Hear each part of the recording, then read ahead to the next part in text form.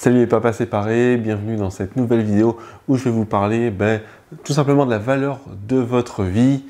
Voilà, c'est un concept peut-être un petit peu particulier, mais on va voir ça ensemble. Et juste avant de démarrer ce sujet-là, je vous invite à rejoindre des centaines de papas séparés et divorcés en cliquant sur le petit bouton en bas à droite. Abonnez-vous à la chaîne et venez rejoindre donc des centaines de papas séparés. Voilà, il y a quelques mois, on vient de traverser la période des soldes, et puis si vous le remarquez un peu, si vous faites un peu de shopping ou si vous êtes abonné à des sites de commerce, et vous savez très bien qu'il y a des promotions tout au long de l'année, et ça m'a fait à un moment donné réfléchir à ce qu'était le sens de la valeur donc, des objets qu'on achetait, et ça m'a fait penser plus précisément à la valeur de votre vie, la valeur de notre vie, de ma vie.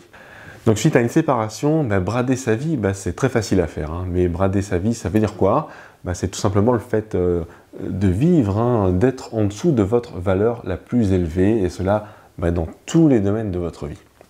Tout simplement, quand on sort d'une déception, d'une séparation qui se passe pas bien, ou peut-être d'un divorce, on a tendance à du coup ne plus prendre la mesure de la valeur en fait de sa vie.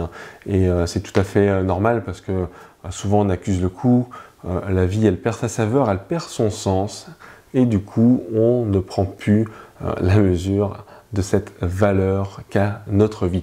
Et c'est important que vous preniez conscience de ça, parce que tout simplement quand vous sortez d'une séparation, vous n'allez pas vous en remettre tout de suite. Il va falloir faire un petit travail en fait sur vous. Des fois ça prend beaucoup de temps, et peut-être même que si vous êtes peut-être dans ce cas-là, mais il y a beaucoup de personnes qui sombrent dans la dépression, etc. Et typiquement quand on est dans ce genre d'état d'esprit-là, on n'accorde plus beaucoup de valeur à sa vie. Pourtant elle en a énormément, et c'est moi ce que je vous invite aujourd'hui à réfléchir, c'est sur ce concept-là. Sachez, et c'est une réalité, c'est d'ailleurs pas un concept, votre vie a de la valeur. Il faut que vous en preniez tout simplement conscience.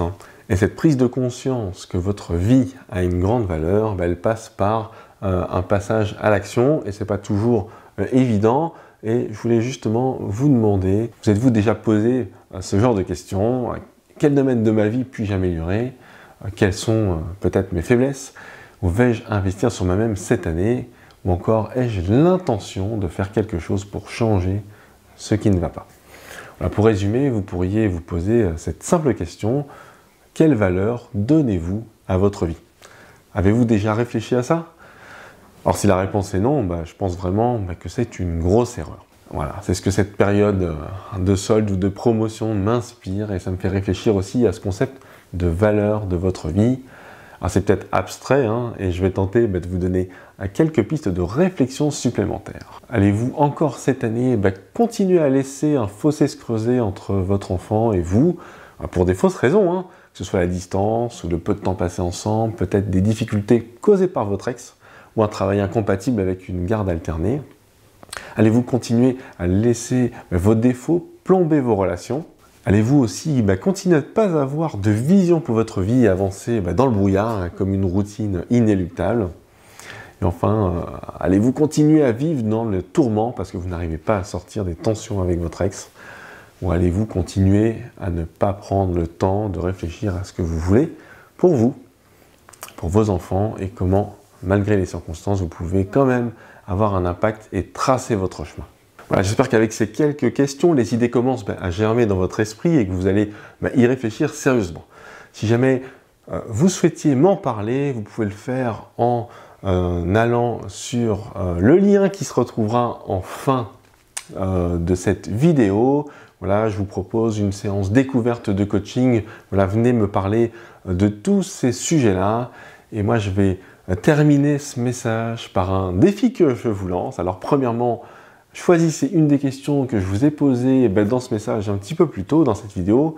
Voilà. Et deuxièmement, répondez-y en commentant en fait la vidéo en dessous. Vous avez la zone de commentaires, vous la remplissez, vous choisissez une des questions que je vous ai posées devant cette vidéo, dans cette vidéo, et je vous invite à y répondre dans les commentaires.